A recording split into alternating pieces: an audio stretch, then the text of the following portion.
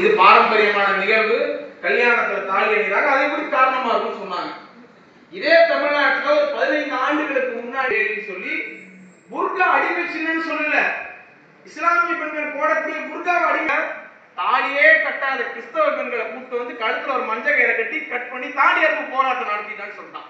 அப்படி இந்துக்களுக்கு விரோதமாக தமிழ்நாட்டில் ஒரு சம்பவம் நடந்தால் அவன் ரோட்ல வந்து அந்த நிகழ்ச்சியை பண்ண முடியும். ஆசியாவிலேயே பெரிய தேர், பிரம்மாண்டமான தேர், ஆடி அசைஞ்சு வந்தா திருவாரூர் தேர் மாதிரி வரான்னு சொல்லுவாங்க. அப்படிப்பட்ட அந்த திருவாரூர் தேர் அங்க இருக்கக்கூடிய மக்கள்கிட்ட ஒற்றுமை இல்லாத காரணத்தினால, திராவிட அரசாங்கத்தினுடைய சூழ்ச்சினால ஓடாமல் இருந்த தேரை இந்து முன்னணி இயக்கத்தினுடைய நிறுவன அமைப்பாளர் வீரத்துறை ராமகோபாலன் அவர்கள் திருவாரூர்ல தங்கி வீடு கூட போய் எல்லா வீட்டுக்கும் வெத்தலை பாக்கு வச்சு நாம எல்லாம் ஒண்ணு சேர்ந்தாதான் திருவாரூர் தேரை இழுக்க முடியும் சொல்லி எல்லா இந்துக்களையும் ஒற்றுமைப்படுத்தி சரியான நட்சத்திரத்தில் அந்த தேர் இன்னைக்கு ஓடுதுன்னு சொன்னா காரணம் இந்து முன்னணி. பயந்த இந்த தமிழ்நாட்டில் இந்துக்களுக்காக வாதாட, போராட, பரிந்து பேசுவதற்காக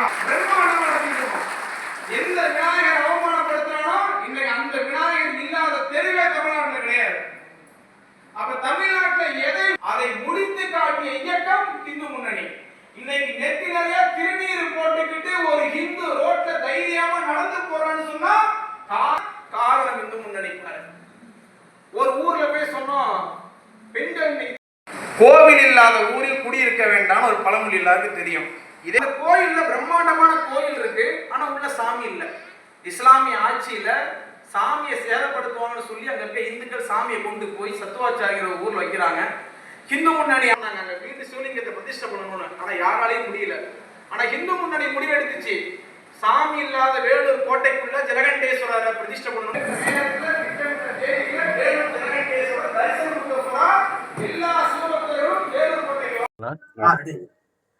இன்னைக்கு இந்த திருச்சி மாவட்டத்தினுடைய பொதுக்குழு நடந்து கொண்டிருக்கின்றது.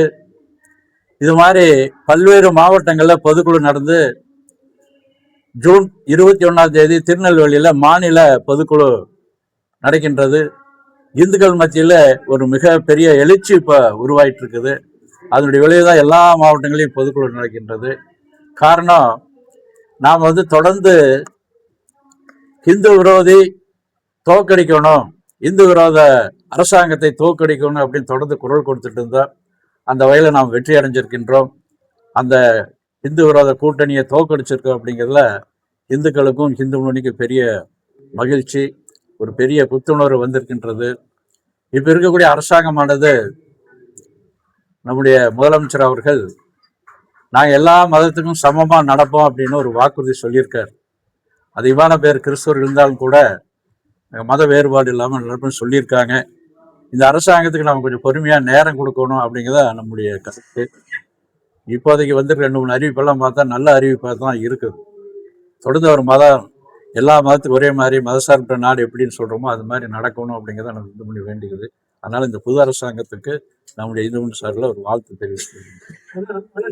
இப்போ கிறிஸ்துவராக இருக்கார், அவர் பைபிள்ல இருந்து வசனங்களை எடுத்து மேற்கோள் காட்டி அவர் சபையில நடத்தினார்.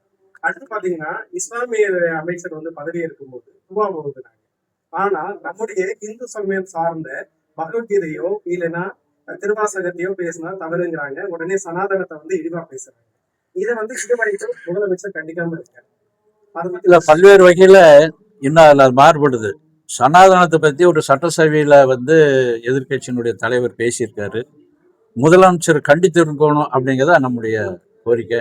அது மாதிரி அவர் சபாநாயகர் அவர் மக்களுக்கு பைபிள் சேல்ஸ் பண்ணுவார்.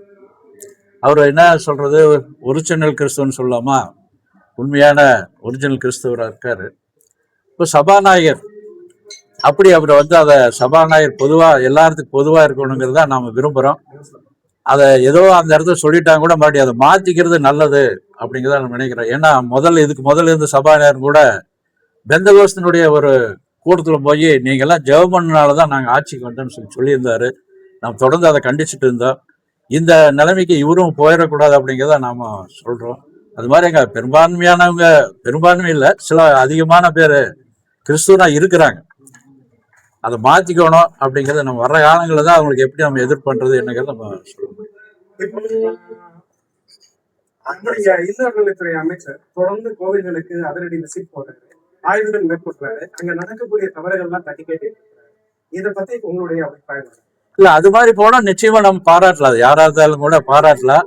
அது ஏதோ இந்த ஜாதி கொண்டு வந்தான்னு சொன்னாங்க, இந்த வீரமணியை சொல்லியிருக்காங்க.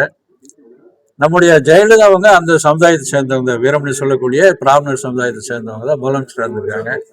அவர்கிட்ட போய் பேசி ஒரு நிதி வாங்கியிருக்காரு.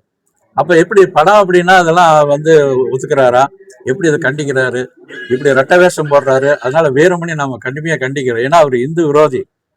இவர் நம்முடைய உதயநிதி துணை முதலமைச்சராக இருக்கும் போது சனாதனத்தை பத்தி பேசும்போது அவருக்கு உடனே பின்னாடி இருந்து அது சனாதனா இந்து அப்படி சொல்லி பேசியிருக்காரு.